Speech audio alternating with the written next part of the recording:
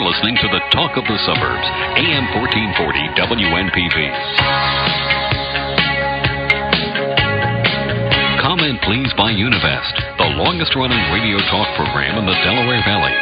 Here's the host of Comment Please by Univest, Daryl Berger. Good afternoon and welcome to Comment Please by Univest on this Friday afternoon, 9th day of September 2016. On the show this Friday afternoon, we're going to present a forum, one of our candidates' forums. This will be our first, actually, this year, and it is for the two candidates running for the 61st State House District seat. And we have the Republican incumbent, Kate Harper, with us in studio. And, Kate, thank you for coming in. Appreciate it. Thanks for having us. As always. And also we have Rob Wilkinson here. He is the Democratic candidate. And Rob, just as a matter of quick explanation, your name was not on the ballot in the spring, but you've emerged as the candidate. How did that come together? Thanks for inviting me on the show, Daryl. In the spring, we had a young lady called Melissa Flowers who was on the ballot. She was working the election for about 3 or 4 weeks or so, and rapidly discovered that as a young mother with 3 children and going to university as well to get her master's in public administration, that it was a little bit too much for her, and she was a little overwhelmed by it. Mm-hmm. So she decided that she would rather drop out at that point. So as a result of that, both the Montgomery County Democratic Party and the Pennsylvania State Party invited me to replace her on the ballot. Mm-hmm. And I had been thinking about it for quite some time and had decided not to do it when Melissa stepped forward. But, of course, when she decided to drop out, it was a natural that I should replace her. And so here I am. All right. Well, very good. And glad to have you here. We're going to give each candidate an opportunity to sort of make an introduction, a minute or so. This is who I am and this is why I'm running. Then we're going to take the only commercial break that we take during the course of the program. We'll come back, we'll have a conversation about some issues, and then each candidate will have an opportunity at the end for a minute or so wrap up. And if they go an extra 10 or 15 seconds, we won't hold that against them. But we'll start with the incumbent Republican for the first opening comment, and Kate Harper. Kate? Thanks. Well, I'm Kate Harper. I'm running for re-election as a state representative for the 61st District, which is basically Whitpain, Lower Gwynedd, Upper Gwynedd, North Wales, and Towmenson. Mm-hmm. I've represented this area for several years. I think I understand the problems and the issues, and I apply a thoughtful, independent view to all the things that come in front of us. I've focused mainly on transportation issues and trying to get the roads improved so that the traffic around here can be managed better. And I've done a lot in that area, both locally and statewide. And I continue to work with the people who live next to the Northeast Extension of the Turnpike while that construction project goes along and things like that. So I think I understand the area well, and I think I've done a good job in listening to the concerns of the people here and putting them into action in Harrisburg. All right, very good. And Rob, an opening comment. Well, so I am actually an immigrant, so you can imagine I'm pretty impressed with Donald Trump at this point. And in case you're listening, Donald, that's sarcasm. I've been here for about 30-plus years at this point, all of it in the Bluebell area. I've been in business. I've been in large business, large corporations. I've had small businesses. At this point, I'm retired. I got into politics perhaps 3 or 4 years ago, after many discussions with Kate, actually. So I'm fairly new to it, but there are some very firm things that I'd like to do, and I guess we're going to get to discuss those in a short while. Mm-hmm. All right. Well, very good. We have, again, an opportunity for each candidate to have a closing comment at the end of the program. We're going to take one commercial break. We'll take another one after the closing comments toward the end of the show. And we will continue on this Friday afternoon on Comment Please by Univest. And we're back on Comment Please by Univest today, a forum for the candidates running for the 61st State House seat in Montgomery County. We have Republican Kate Harper, Democrat Bob Wilkinson on the program today. And Kate, what are the 1 or 2 defining issues as you see them for this race, be it specific to the 61st or statewide? Well, statewide, I think the issue is our continued ability, if we can do it, to balance the budget every year while all of our expenses increase kind of without our control. And by that I mean that the state pensions are underfunded and will cause tax increases at the state and local school district levels. We need to do something about that. I voted for several fixes. None of them made it all the way through yet. So I think balancing the budget with that is a problem. And I also think that the expansion of Medicaid is a real challenge for Pennsylvania. Pennsylvania has a fairly large population of seniors, and it's just a fact that we use more medical services at the end of our lives than at the beginning or in the middle. So as a relatively old state, we have to take care of people, and it's going to cost more every year because medicine costs more every year, and by that I mean the practice of medicine and hospitalization. So I think Pennsylvania is facing some real challenges, and the national economy is not helping us. I'll ask the same question of you, Rob, but you can comment on the issues that Kate brought up if you want.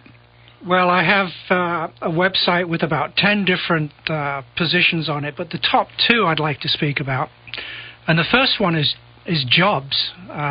If you've worked in industry or with a small company, a large company, you know that jobs are an issue. It's still an issue.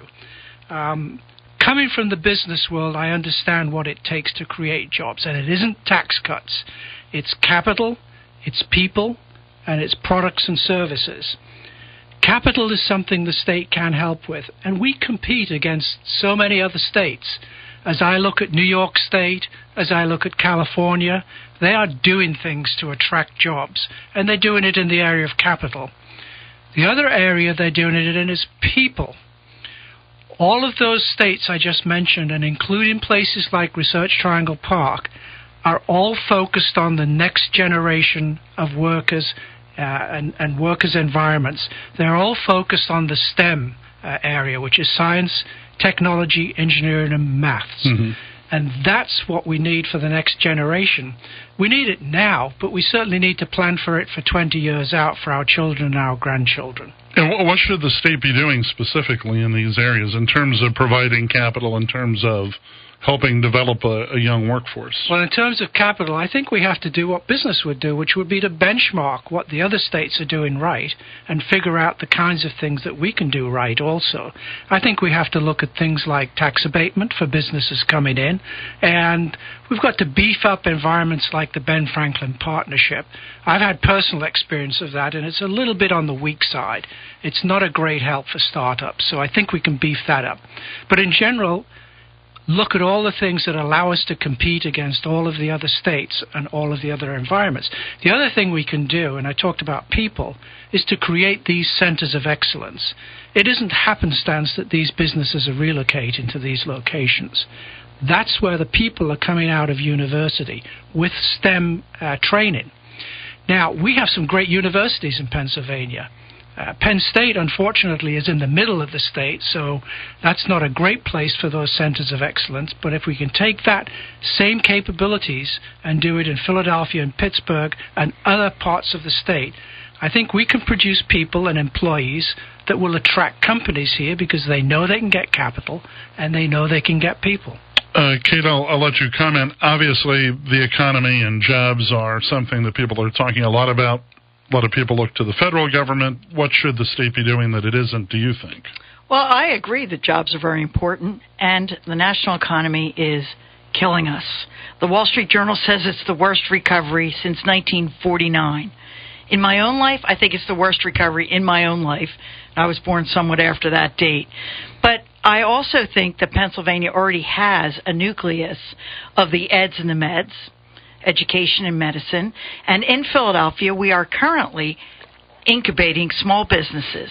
What's really happened is the large pharmaceutical industries, of which we are blessed with several in this area and in the 61st Legislative District. Merck is not the only one. We have J&J. We also have Teva, the the generic drug maker. Merck is sort of dominant, though, obviously. Merck is the largest employer in Montgomery County, and is certainly a wonderful pharmaceutical company. But across the pharmaceutical market, similar to other industries, banking and whatever else, there have been contractions. And what those large pharmaceutical companies are now doing is outsourcing their research and development to small companies that are clustered around Penn and Drexel. And we had a hearing recently down at the Science Center, which is an incubator, and we do have research and development credits here in Pennsylvania, and we've had them for many years. And what we want to do is increase that and target these small businesses where the people are incredibly intelligent and incredibly well educated, but perhaps need some help on the business end. The Ben Franklin Technology Partnership that Rob talked about is one way of doing that, putting more money into that. We've been doing that for several years. Also increasing research and development and trying to encourage our universities to make these partnerships with small companies. When folks looked at the big picture of Pennsylvania's economy, so much of it was linked with the Marcellus Shale and the development of that natural resource. Well, everybody knows the energy market right now is soft, I guess, to say the least. So the impact may have been reduced. There was an awful lot of talk about, on the environmental side, fracking and getting at that natural gas. And then on the other side, the budget side, were we doing enough to exploit, if you will? I guess I use that in a sort of a passive term, but to exploit the resource in terms of generating revenue and putting a tax on getting at it. I just want your thoughts on that, Rob, and then you can comment on anything else that you may have heard as it relates to the economy and jobs. I think the jury is still out on fracking. Certainly, New York State's put a halt to it. We've just seen major earthquake in Oklahoma that people, rightly or wrongly, are attributing to fracking in the neighborhood. So I do think the jury's still out. But the other side of the coin Would you be a vote for a moratorium on fracking? I don't know that I can go that far yet. I certainly would be a vote for a really healthy study of it and really figure out what's going on there, because it's somewhat scary to me that you think you can generate an earthquake out of a fracking operation.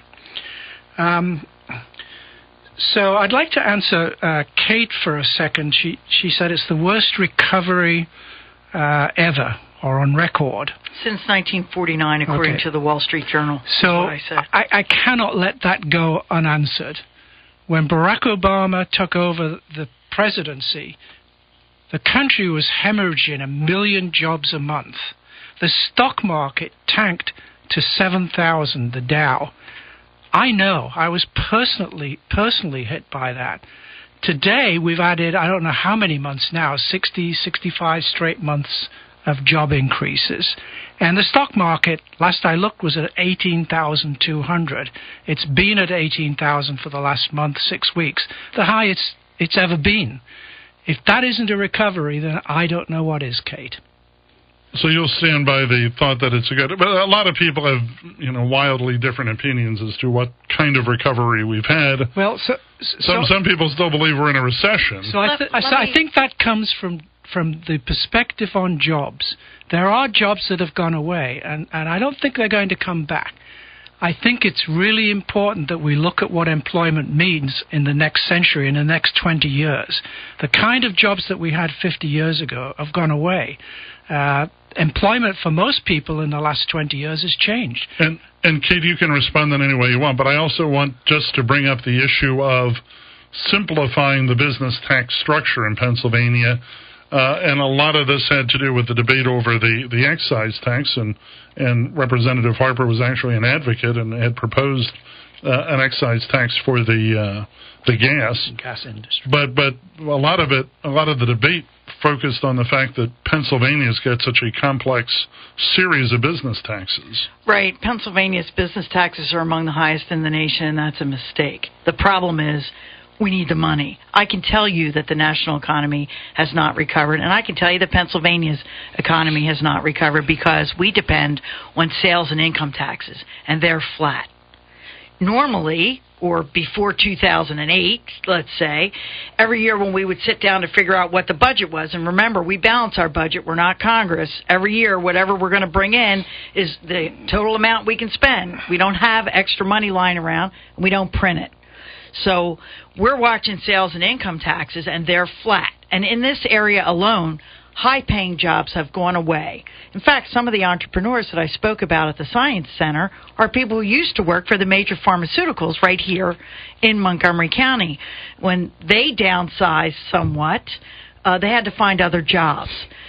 Last night I was at the Montgomery County Community College, where they're working hard on trying to get technical skills to people who don't have the PhD mentality or abilities, but who would be able to do things that we can do right here in America, in fact, right here in Montgomery County, like making replacement teeth. It's a computerized thing that you need to do, and you have to have manual dexterity, or like training people to be healthcare workers. The healthcare field is expanding rapidly. Part of that is the age. Part of it is that we have such a great wealth of medical schools here. But if you can have the allied health professions coming along behind it, people can get jobs at different ends of the spectrum. And I actually agree with Kate on this, and that's why I'm very focused on the STEM technologies. I think that's what she's talking about there. And let me just ask you about simplification. You talked about not cutting taxes, but simplifying the state's series of business taxes might make some sense. Yeah, I mean, what I was talking about was competing. I mean, I'm a marketing guy, basically, and I know that you have to compete all the time, and the state has to compete. And it has to compete against other states for those businesses to bring them in and bring the jobs with them.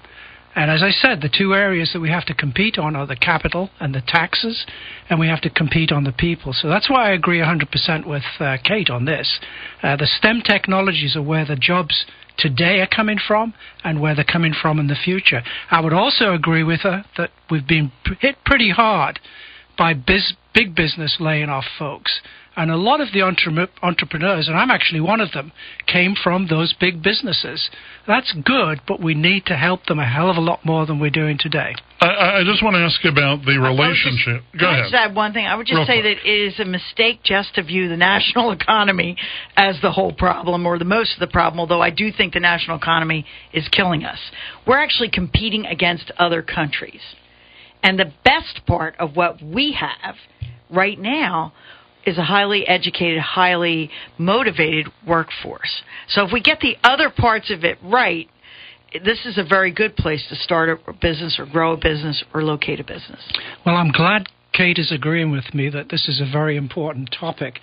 I was beginning to think that she was focused solely on increasing the retirement age of judges. So I'm happy she's agreeing with me. And let's talk a little bit about that. That's something that you've been involved with, Representative Harper, and it is increasing the mandatory retirement age for judges.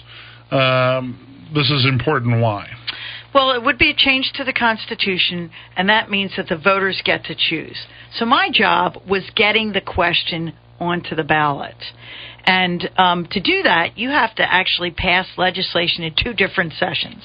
So I started in 2013. I actually think I had a bill in 2012, but it got passed both houses in 2013. I reintroduced it in 2014. It got passed both houses at the end of 2015, and then it goes to the voters to decide.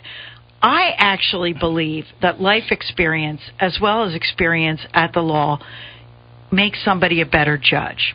Not all older people are wise, but I do think that life experiences help you develop the kind of wisdom that I would want in a judge if I had to appear in front of them. Mm-hmm. Now, I happen to be a lawyer, so it's not so bad for me. I choose to go to court every now and then. But for most people, the only time they end up in court is something happens. It could be a car accident or a divorce or maybe their teenager does something silly, or something like that, and they end up in court, and all they want is a wise and fair judge. And I believe that forcing everybody off the bench at 70 means that we're going to be throwing the baby out with the bathwater and losing some people who have become wise. Seems arbitrary. Is there a judge's shortage in any way? I mean, there seems to be an awful lot of law. I don't know if in other parts of the state there's a problem, but there seems to be plenty of potential candidates there for judge. There are plenty of people who want to run for judges. We saw in our own county last time. So that's actually not the problem. But the issue is, what is the quality of justice that is being handed out in a courtroom? And is the public better served by having somebody who's had some life experiences as well as legal experience sitting in judgment of their family member or them or their case? And is this something you disagree with? Yes, so I have some basic and fundamental objections to this in a couple of different areas. And the first one is that we actually also need judges who are current with the times, not just have experience over the course of 50, 60, 70 years. Also, we've just talked about jobs. If you increase the retirement age of any particular job, you're also increasing the time that people coming up the jobs funnel can get to that jobs. They've got to get experience in the first place. So if you want to think of it as a job killer, I have no objection to you doing that. The other thing I think is problematic for me in this is that there would be no proactive measurement of the competency of a judge. As near as I can tell, included in this is only a reactive test to get the judge out of there. And I think at that sort of age, you really ought to be looking at a proactive competency test. Are we even selecting judges the right way? Should they be merit selection, or should there be, I mean, there's an election now. It's tough to get people to focus on the presidential race. There's a lot of attention for that. But anything below that, it's tough to get people to focus on the candidates. Maybe we ought to be selecting our judges differently. Quite possibly. I think in this particular case as well, the voters should look at the ballot question. It's changed substantially since the primary. In the primary, the question that was asked was, should the retirement age of judges be increased from 70 to 75? That question makes it pretty clear that the current age is 70, and you're being asked to approve an increase to 75. As I understand the current ballot question, it's simply, should judges be required to retire at age 75? If you're not following the subject closely, you may be thinking that, judges are not required to retire. So you're actually putting a mandatory age on it as opposed to lifting. So you might be inclined to vote yes, and if you really don't want it to increase from 70 to 75, your vote should be no to that ballot question. Why is the wording changed? The bill itself, which I wrote, is about half a page long. Once you get past the top of it where you say what it's about. All it does is it crosses out the 70, which is now the mandatory retirement age for judges, and puts in 75. Mm-hmm. That's all the bill does. Now, bear in mind that these are being advertised, and in fact was already advertised in the spring. It doesn't seem to be generating much of a buzz on the issue, so I've been out there writing op-ed pieces and trying to get people to focus on this, whether this is a good idea or not, because the voters get to choose this. It's a big change. Right. But I think that there is a plain English language explanation, which is much, much longer than the bill itself, by the way, that tells people. But I'm doing everything in my power to tell people, look, we are forcing people off the bench. Right now it's age 70. For some of them, they are just hitting mastery and wisdom and life experience, and we shouldn't be doing that. But the voters are not voting on the bill. They're voting on a referendum, and it's the referendum that is very misleading. I disagree with that, of course. Well, let's talk a little, not that I want to shift the topic, but I do want to shift the topic to transportation. And let's talk about that. Kate Harper, you mentioned transportation as obviously anybody who's lived in this area for any period of time, getting from point A to point B has become a lot more difficult than it used to be. It takes a lot more time. And has the legislature done all that it can do? What else should be done that we're not doing? What would you advocate? Well, I did vote for Act 89, which was the transportation package, which includes gas tax increases being phased in over a number of years. And I've been very supportive of the road projects in our area. I think the best example of a road project well done is 202 from Route 63 to Doylestown. Representative Kathy Watson and I personally strong-armed the last Secretary of Transportation into getting that project started. And I think it turned out great. Mm-hmm. And I want to continue with that kind of work, getting work done. The next part of 202 that's going to be improved is the section that runs through Bluebell. If you have taken 202 or 73, the intersection of those two roads is a problem at all hours of the day and night. So I've advocated for the money to be there to do that improvement and to make it happen and to help people, understand what needs to be done. Of course, the major impetus for the transportation bill was that Pennsylvania led the nation in structurally deficient bridges. We were number one in bad bridges. That is not a distinction that anybody should want. Mm-hmm. We're number two now. We're moving up in the world. But the money is going to fix those bridges. Let me just ask a follow-up to the Turnpike. We had a clip of you on this morning talking about cracking down on people that aren't paying their tolls. Right. And you referenced the Turnpike project. That project seems like it's been going on forever. And I know the Turnpike Commission is sort of its own creature. But has there been enough oversight and is there enough accountability? That project just seems like it's going on too long. Well, the Northeast Extension is being expanded from Plymouth Meeting all the way to Quakertown and probably Allentown. Okay? So it's going to be a long, many-year project. There have been some delays on the section they're working on now, which is mainly through Tomenson Township. I'm on the phone every day, or my staff is, with the Turnpike to try to make the construction easier for the people who live next to the Turnpike and to get sound barriers where they are warranted. I have to say that one of the issues is that 60,000 people use the Turnpike every day as a commuter road. Therefore, the construction has to happen at night. Now, that's tough if you live next door to the Turnpike. And it's also tough because, you have to stop. You can't shut the road down and then fix it, which would be a lot quicker. But we can't afford to do without the Northeast Extension because when it is closed, as it is sometimes because of an accident or a disabled vehicle, there's no place for the cars to go. And so people take Skipback Pike and Sumneytown Pike and Morris Road and block those roads up. There's so many cars, so much traffic, and it's because of the growth.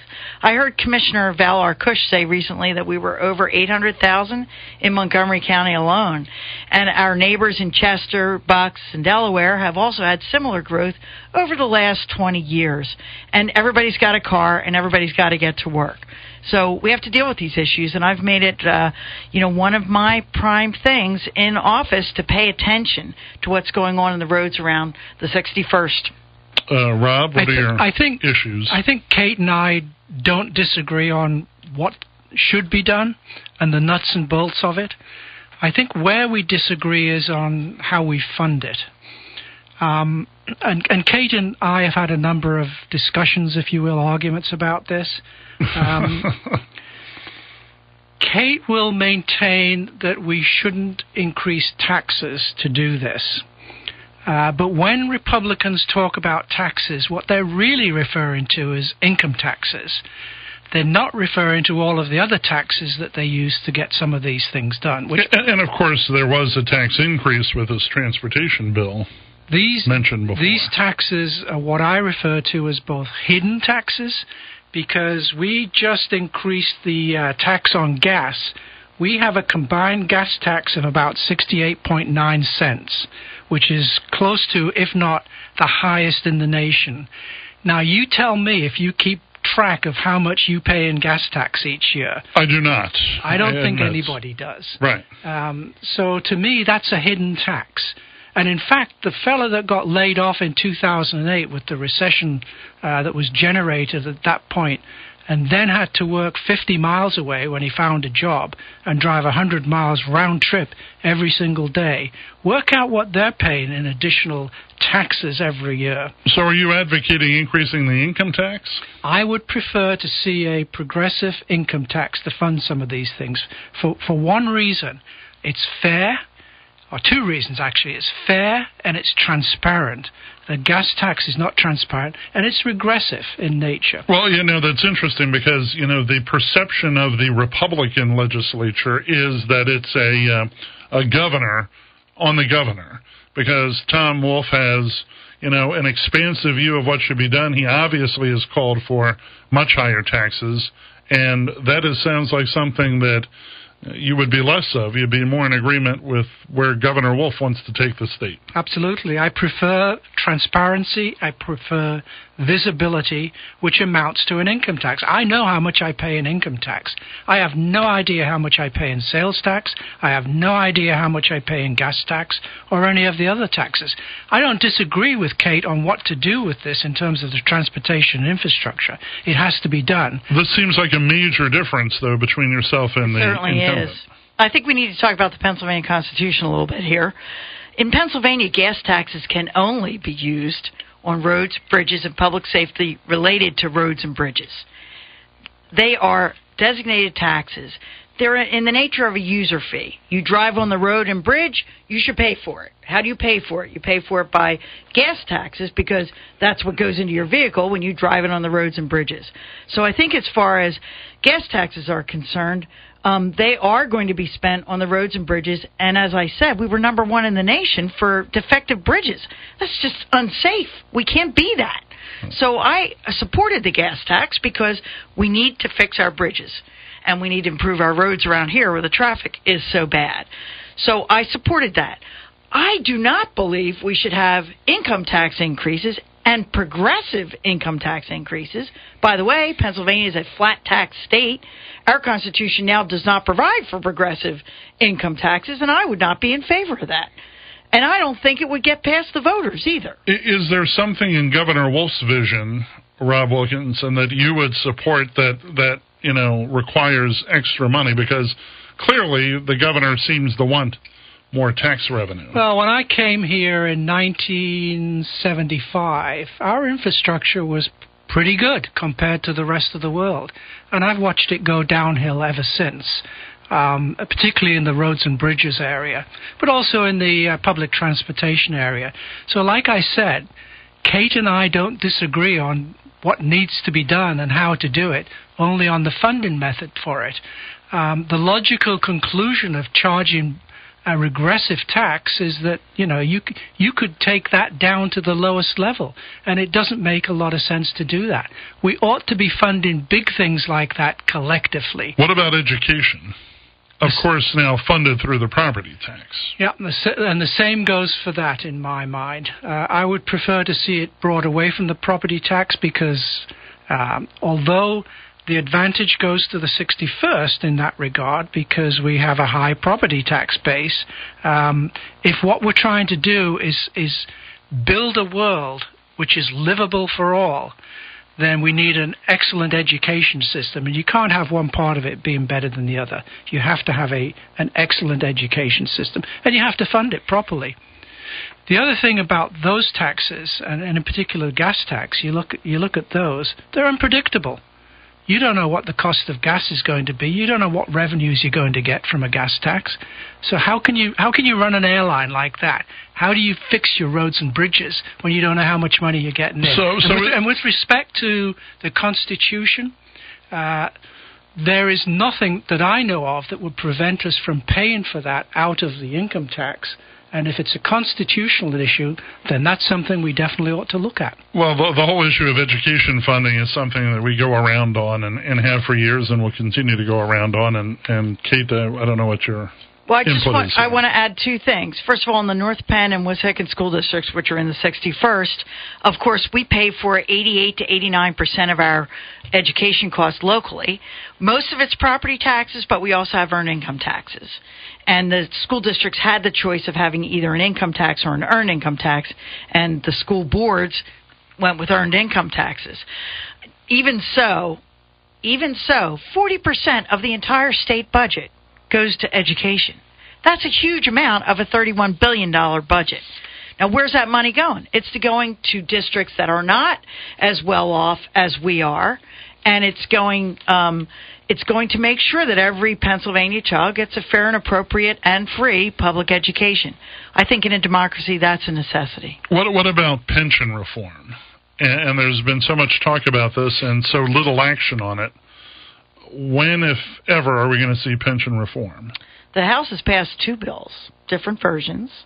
The current version, and the one I think is probably the one that can get past the entire legislative process, is new hires only, remember, we got to do this so that we can keep paying the pensions that have been earned. So I don't want anybody out there who's on a pension to worry about that. We're trying to reform the pensions coming in so that we can keep making the payments that people have earned. The 40 or 50 or 60 billion dollar hole is not going to be filled by that. No, we're going to need a couple things to do that, but we can fix the picture going forward because the people paying the freight, in other words, the average taxpayer, doesn't have a defined benefit pension plan. They just don't. And guess what? We have lots of people who want to teach in our public schools. I think they'd take the job if they had a stacked or hybrid approach, maybe part defined benefit and part 401k type plan. We have a bill like that now. I've supported it. I will continue to support it because I think that we will still continue to get many, many applications for the teaching jobs that are available here in the burbs. And I think that that would be more in line with what the taxpayers get. Rob? Well, I think that this is a good example of why we shouldn't have people in office for quite as long as we do. When they're in office and they're trying to be in office, they've made the past mistake of making promises that they're not the ones that they have to keep. They write in the checks, but they don't have to cash it at the end of the day. And that's what got us into the pension mess in the first place. I guess I agree with Kate on 401ks and going to a style of pension that's more similar to what business does today because it's manageable, it's costable, and it will dig us out of the hole eventually that we've built for ourselves by the defined pensions that we've done. Business has gone that way for the last 20 years or so. So this race is obviously important to both of you and should be important to the residents of the 61st District. But what has sucked all the oxygen out of the political conversation is the race for president. As the Republican incumbent in this race, Kate Harper, are you concerned about the person at the top of your ticket, or are you not? I'm concerned about the presidential race in general. I've actually had constituents say to me, I can't stand either one of them. I'm going to stay home. So I say to them, I'm on the ballot on the bottom. Please don't stay home. I don't really care what you do at the top, but please don't stay home.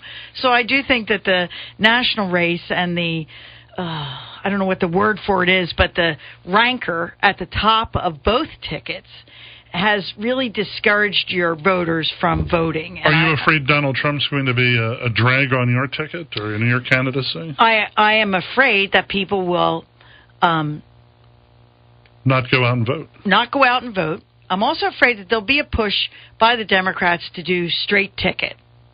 And I happen to believe that my voters are smart enough to split their tickets, and I would encourage them to do that. If they're not happy with the top of the Republican ticket, but they're happy with me, please come out and please vote for me. I've always said that you shouldn't be able to vote straight ticket, and the two major parties don't seem to agree with me, but that's my own thought. I think we ought to do away with the lever. Well, I'm often asked a question like that, is why shouldn't I pick who I vote for irrespective of party? And my answer to that is you should, if you know the person that you're going to be voting for. But the truth is most people don't because there's so many names on the ballot. How could you possibly know them? And if that's the case, then you should turn to the party platforms and see which one you mostly agree with. And then you can pick a person that you're going to vote for. Well, we have just enough time to wrap up and have closing statements. So we'll start with Rob Wilkinson for, you have a minute to do with what you want. Can I have the opportunity to respond to your last question about the president? Try and wedge it into the minute there, but go ahead. So I think the Republican Party has a nightmare candidate. It seems pretty clear to us, at least, that he's a dangerous person to run the country. I have tried hard as I can to get Kate to tell me whether she will not only support her party's nominee, but vote for a party's nominee, and have thus far been unsuccessful. I don't think that's right. She's a leader in the community. She's the current incumbent. I think the electorate would like to know what she thinks about this. Kate? Well, this is sort of in the closing. Do you have a website people can go to? You mentioned it earlier. I do. It's voteforrob.org, and it's a website. I also have a link to Twitter feeds and Facebook feeds from that, and you can find out everything about me. You can see videos. You can see my positions. Just go to voteforrob.org. org. Kate Harper has a minute to answer any questions or make her final statement. I think one of the most important things a state legislator has to do in Pennsylvania is balance the budget every year. It is so hard in this economy to find a way to find the money for increasing expenses like education and Medicaid and social services. If we could get the economy moving again, some of this would solve itself because we'd get more income and sales taxes from people just making more money and spending it. But that doesn't seem likely after this many years. So we have been doing our best to cut everything we can cut that's not essential and not raise taxes. And we've succeeded for the last several years, including this Income one. taxes. Including this one, which was a difficult budget. So I think you have to have somebody who is, like me, thoughtful and independent, somebody who understands the issues, studies the problems, listens to her constituents, and tries to solve problems. And your campaign website? I don't have a campaign website. I have my State House website, and I also have Facebook, Elect Kate Harper, Re-elect Kate Harper on Facebook. But I do think it's important to mention that that I have been doing this job and trying to get to know the people, and I wish they would actually consider that when they are voting and not just the top of either ticket. All right, we have to leave it there, and we will do that. I'll be back, and I'll wrap up in just a moment.